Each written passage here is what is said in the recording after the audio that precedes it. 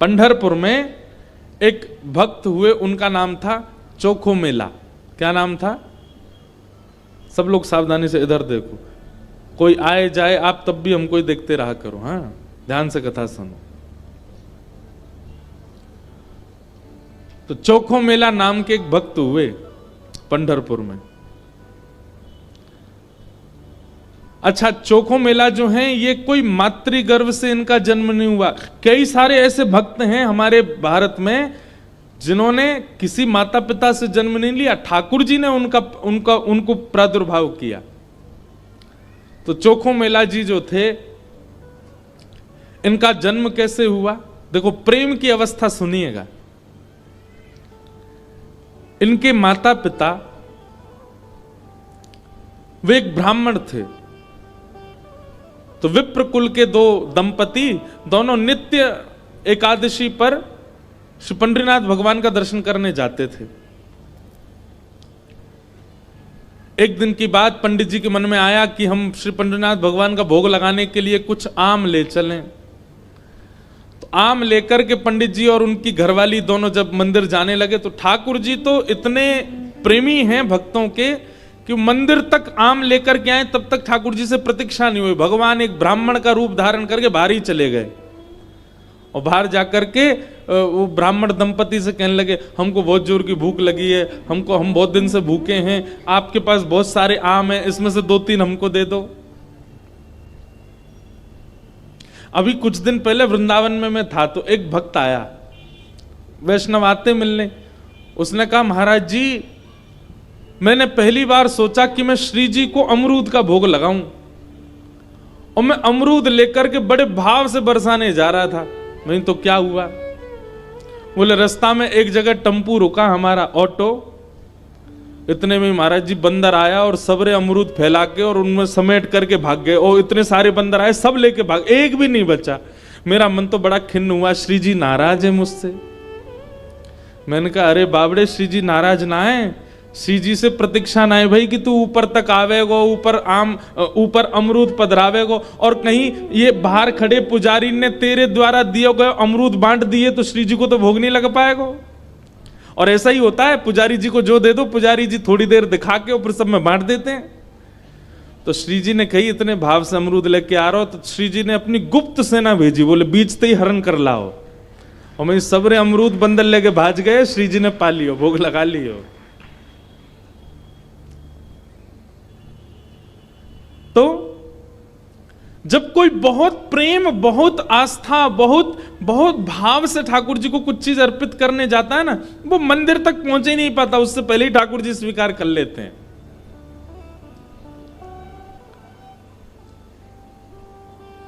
अब कभी ऐसी घटना घटे तो देखना, जबरदस्ती मत करना कि रबड़ी लेके गए और बंदर कोई दिखा रहे हैं दूर से, जे ले जाए तो हम समझेंगे कि हाँ भोग लगेंगे। जबरदस्ती नहीं, अपने आप ऐसी कोई योजना बने तो समझ जाना कि श्री ठाकुर जी ने पा लिया। तो भगवान पहुंच गए और दंपति के पास जाके कहने लगे, बोले हमको आम दे दो, बहुत जोर की भूख लगी है, आप इतने सारे आम लेके जा रहे हो, उनमें से 2-3 ही दे दो। तो विप्र दंपति ने सोचा, कोई बात नहीं, 2-3 आम इनको दे देते हैं, बाकी 2 धा के फिर पंडरीनाथ जी का भोग लगा देंगे। लीजिए लीजिए भैया, आप लोग पाओ। अब जैसे ही ब्राह्मणी ने आम दिया, और चोखो मेला जी खूब जोर जोर से वो पंडरीनाथ भगवान जिस रूप में आए थे उस रूप में बढ़िया प्रेम से फल पाने लगे।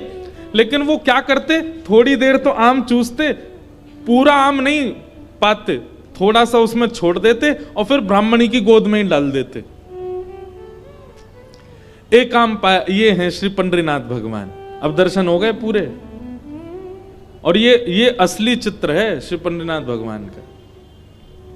अब हमको ही देखो, कथा सुनो। तो यही ठाकुर जी ब्राह्मण का रूप धारण करके गए, और महाराज आधे आधे आम चौंके और चौंक करके उनकी गोद में डालते जाएं। बेचारे ब्राह्मण देवता एक दूसरे, दंपति एक दूसरे को देखने लगे, बोले कि ये क्या कर रहे हैं? बोले कोई बात नहीं। दो चार आम पा करके और उच्छिष्ट छोड़ छोड़ करके उनकी गोद में ब्राह्मण तो चले गए। अभी दोनों दंपति सोचने लगे कोई बात नहीं, 2-3 आम बचे, इनको धो के पंडरीनाथ भगवान का भोग लगा देंगे, और ये जो आम ये हमारी गोद में छोड़ गए, इनको बांध लो, कोई जानवर या कोई जीव मिलेगा उसको दे देंगे, अभी इनमें आम बचे हैं, कोई जीव खा लेगा। जैसे ही दोनों आगे बढ़े तो ब्राह्मण तो थोड़े आगे चले गए, पत्नी धीरे धीरे पीछे आ रही थी। तभी उसको अचानक इतना भार लगने लगा, वो जो उसने झोली सी बनाई थी, इतना भार लगने लगा कि एक तरफ की ओर वस्त्र खिंचने लगा। जैसे उसने देखा बोले झोली इतनी भारी हो गई, खोल करके देखा तो वहीं एक नन्हा सा बालक था, उसी का नाम पड़ा चोखो मेला। उनका नाम चोखो मेला इसलिए पड़ा क्योंकि भगवान ने आम चोख करके और गोद में मेल दिया, इसीलिए नाम उनका चोखो मेला। अब इनके कोई माता पिता नहीं है, ये ठाकुर जी ने इनको भेजा है, और ठाकुर जी जिसको भेजते हैं ना, वो निश्चित है कि संसार के भक्तों को पथ दिखाने के लिए भेजते हैं। हमने एक चीज अनुभव की भैया, अधिकतर भक्तों के चरित्रों में देखा गया कि उनका जन्म सामान्य हमारी तरह नहीं हुआ, कुछ ना कुछ अलग होता है। जैसे गोस्वामी तुलसीदास जी महाराज के लिए आता है कि जैसे ही उनका जन्म हुआ, जन्म लेते ही उनके 3200 दांत थे। बालक के दांत होते हैं जन्म लेते ही, तो गोस्वामी जी के दांत थे। और उनके परिवार और गांव के लोगों ने यह सोचा कि ओहो, इसके तो सारे दांत निकल आए, ये अपसगुन बालक है, अपसगुन मान करके उनको थोड़ा किनारे कर दिया। वही गोस्वामी तुलसीदास जी बन गए। सूरदास जी महाराज जन्म से ही अंधे हुए, उनके नेत्र ही नहीं थे। सब भक्त ऐसे नहीं होते, पर अधिकतर भक्तों के साथ कुछ जन्म से ही ऐसी स्थिति होती है कि जिसको संसार के लोग ये समझेंगे ये तो अपसगुन है, ये तो अच्छा नहीं हुआ। ठाकुर जी ने देखो उसके संग कैसा किया, अष्टवक्र, जन्म से ही 8 जगह से टेढ़े थे। ऐसी चोखो मेला। अब चोखो मेला को देख करके, उस बालक को देख करके ब्राह्मणी ने मन में विचार किया, अगर मैं इस बालक को लेकर के गई तो सब लोग पूछेंगे ये कैसे जन्मा, मैं सबको क्या उत्तर दूंगी, मेरी बात कोई नहीं मानेगा कि झोली में अपने आप आ गया। और इस भय से कि संसार के लोग क्या कहेंगे, उन्होंने उस बालक को एक सुरक्षित सा वृक्ष था उसके नीचे छोड़ दिया, उसको स्वीकार नहीं किया। तभी कुछ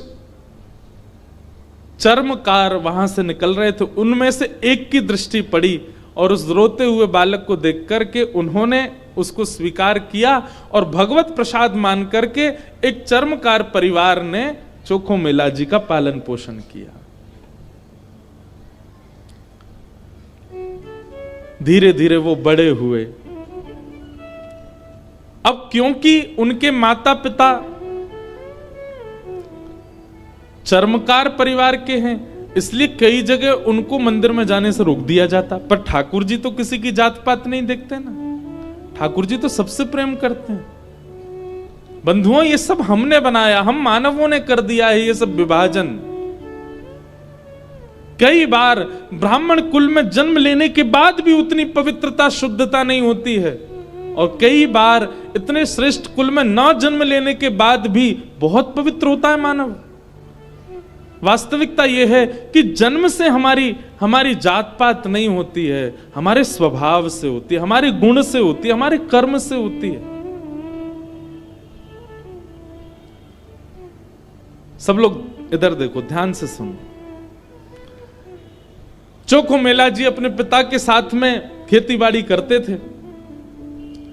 एक दिन खेती करते करते उनके मन में आया, इतने सुंदर सुंदर फल, इतने सुंदर सुंदर सब्जियां हुई हैं, मैं क्यों ना इन फलों को पंडरीनाथ भगवान का भोग लगाने ले जाऊं। तो उन्होंने क्या किया, एक केले के वृक्ष से खूब सारे केले ले लिए और एक झोला में बांध करके चल दिए। पंढरपुर से 12 किलोमीटर दूर उनका गांव था। जैसे ही पहुंचे पंढरपुर, इतने आनंद में भर गए कि उन्होंने विचार ही नहीं किया। बहुत लोगों ने रोकने का प्रयास किया कि इनको मंदिर में ना घुसने दिया जाए, ये अधिकारी नहीं है, लेकिन वो तो इतने भाव में आ गए कि वो घुसते ही चले गए। और जैसे भीतर पहुंचे महाराज, लोगों ने घेर करके चोखो मेला जी को पीट दिया, बहुत मारा, उनके वस्त्र फाड़ दिए, सिर में चोट लगी, हाथ में चोट लगी, पैरों में चोट लगी, सब जगह इतना जख्म दे दिया।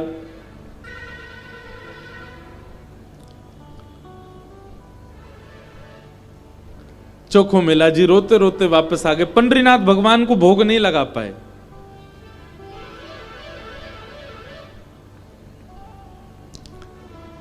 शाम का समय चोखो मेला जी अपने सब घावों को, जहां जहां से रक्त निकल रहा था, साफ कर रहे थे और गुस्सा कर रहे थे। बोले अब नहीं आऊंगा आपके पास।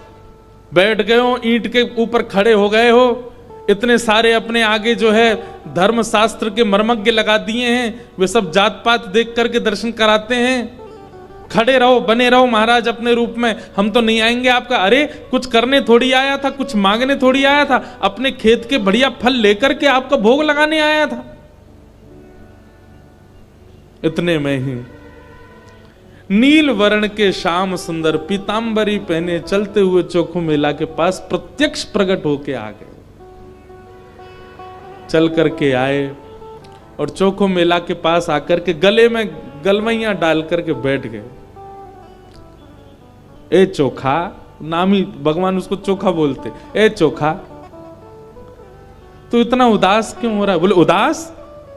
इतना पिटवाया हमको, हाथ पांव सब तोड़ ताड़ दिए हमारे, और अब मेरे घर आ गए हो, मेरे गले में गलवैया डाल करके बैठे हो। ये सब लीला क्यों करते हो आप? वहां क्यों नहीं रोका आपने सब पुजारियों को, पंडाओं को, ये सब ब्राह्मणों को? ठाकुर जी बोले देख चोखा, वे सब मुझे पूजते तो हैं, मेरी सेवा तो करते हैं, पर मुझको पाषाण मानते हैं, मुझको मूर्ति ही मानते हैं। और जो मुझे पाषाण मानता ना, उनके लिए मैं पाषाण ही रहता हूं। उनके लिए ना मैं बोलता हूं, ना मैं हंसता हूं, मैं बस एक टक खड़ा रहता हूं, ना मैं खाता हूं, ना मैं पीता, कुछ नहीं। तू तो मुझे पाषाण नहीं मानता ना, तू तो मुझे साक्षात ठाकुर जी मानता है। इसीलिए तो अपने अपने अपने बगीचे के फल लेकर के मेरे पास आया। वहां बहुसंख्यक पाषाण मानने वाले लोग हैं, इसलिए मैं उनके सामने बोला नहीं। एकांत में जब तू आ गया तो मैं तेरे पास आ गया। चल चोखा, अब तू मुझे अपने आंगन के फल खिला दे। अब देखिए, ना धर्म है, ना अर्थ है, ना काम है, ना मोक्ष है, केवल प्रेम है चोखो मेला के पास। अपने हाथों से सुंदर छिलका उतार उतार करके श्री पंडरीनाथ भगवान को अपने हाथ से खिला रहा है चोखो मेला, जिसके लिए कहीं ना कहीं हम लोग प्रतिबंधित कर देते हैं कि भगवान को सब नहीं छू सकते। वो खुद अपने घर में बैठा करके ठाकुर जी को खिला रहा है और ठाकुर जी पा रहे हैं।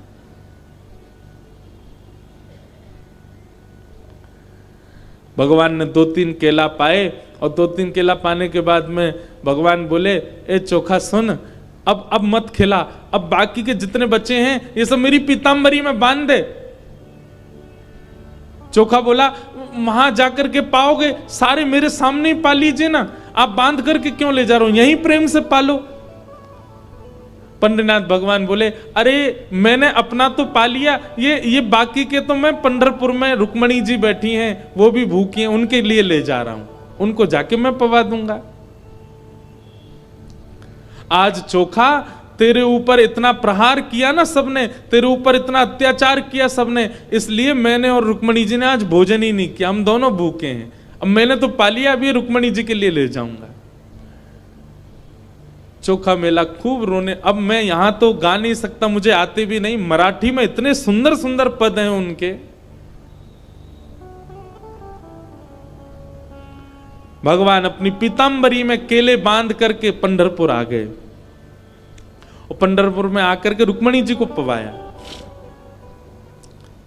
प्रातः काल ब्रह्म मुहूर्त में जैसे ही कपाट खुले, श्री पंडरीनाथ भगवान के चारों ओर केले के छिलके पड़े हैं और केले के छिलके देख करके सब पंडा पुजारी बोले हम तो कपाट बंद करके गए, ये केला के छिलका यहाँ कैसे पड़े हैं, ये कौन लेके आया। तभी एक उनमें से बोले कल वो आया था ना एक चर्मकार का बालक, वही अपने संग बांध के लेके आया था इतने सारे केले, उसको सुबह तो हमने मार पीट के भगा दिया, निश्चित ही वो कहीं से रात में आ गया है और रात में आकर के सब यहां खा करके गया है ठाकुर जी के आगे। उसका उद्देश्य तो गर्भगृह को बेकार करना ही था, इसलिए ये सब हुआ है, ये उसी ने किया है। और सब पंडा पुजारी नाराज हो गए, अपने हाथ में डंडा ले करके कमर कस के सब पहुंच गए चोखो मेला के घर, और वहां पहुंच करके घर से निकाल करके फिर पीटा उनको, फिर मारा। कितनी परीक्षा लेते हैं ठाकुर जी, हम तो नेकाद में घबरा जाते हैं। चोखो मेला घर में सो रहे थे और घर में जाकर के वहां से घसीट करके उनको मारा सबने। बोले अरे दुष्ट पापी, तुझको मंदिर में नहीं जाने दिया तो रात्रि तू गर्भगृह में घुस गया।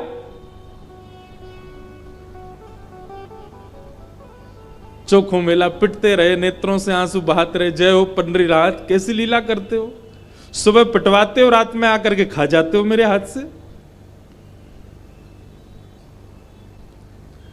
लेकिन अब की बार श्री पंडरीनाथ नाराज हो गए। पंडा पुजारी सब अपना काम करके चोखो मेला के साथ थोड़ी हाथापाई करके सब जैसे ही वापस आए, पंढरपुर में श्री पंडरीनाथ भगवान के मंदिर के मुख्य द्वार सारे अपने आप बंद हो गए और भीतर से ठाकुर जी ने ताला लगा लिया, लॉक कर लिया, बंद हो गए ठाकुर जी मंदिर के अंदर। सबने अथक प्रयास कर लिया लेकिन एक भी द्वार नहीं खुल पाया। पूरा दिन व्यतीत हो गया, बड़े बड़े कारीगर आ गए लेकिन दरवाजा तोड़ भी नहीं पाए, खोल भी नहीं पाए। तब अंत में सबको लगा हमने कोई अपराध किया है। चारों ओर पंडा पुजारी और बड़े बड़े वेदज्ञ, बड़े बड़े मनीषी सब बैठ गए, हाथ जोड़ करके पंडरीनाथ भगवान की स्तुति गाने लगे। बोले नाथ, हमसे कोई अपराध हुआ तो आप हमें बताएं, दंड दे दें, लेकिन इस प्रकार नाराज होकर मत बैठो। तभी मंदिर के भीतर से भगवान ने रुग्ण स्वर में, रोते हुए स्वर में भगवान की आवाज आई। बोले अरे तुम बनते हो बहुत बड़े विद्वान, बहुत बड़े मनीषी, बहुत बड़े ज्ञानी, बहुत बड़े जात पात के नियोजन करता, मेरे भक्त का अपमान करते हो, मेरे भक्त को मारते हो, मेरे भक्त के साथ दुराचार करते हो, नहीं देना मुझे किसी को दर्शन। और अब जब तक पृथ्वी है तब तक यह मंदिर बंद ही रहेगा, मैं भीतर ही रहूंगा। जो मेरे परम वैष्णव भक्त होंगे उनके लिए द्वार खुलेंगे, वो अंदर आएंगे, बाकी सब बाहर खड़े रहो। सब वैष्णवों ने प्रणाम करके कहा नाथ ऐसे नाराज मत होइए, आप बताइए हमसे क्या अपराध हो गया है, उसका प्रायश्चित कैसे होगा, कृपा करके बताओ।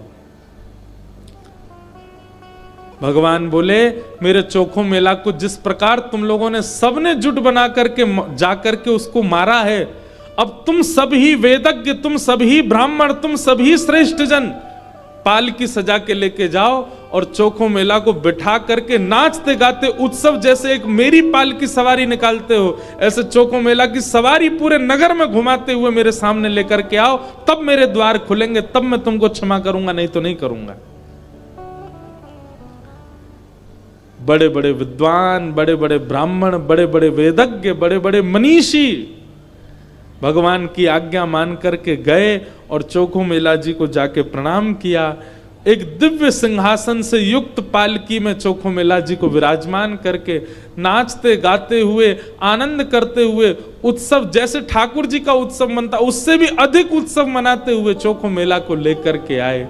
और जैसे ही पंडरीनाथ भगवान के सामने पालकी पहुंची, अपने आप मंदिर के सारे द्वार खुल गए और मानो आज लग रहा था कि भक्त भगवान का नहीं, भगवान भक्त का दर्शन कर रहे हैं, भगवान चोखो मेला का दर्शन कर रहे हैं।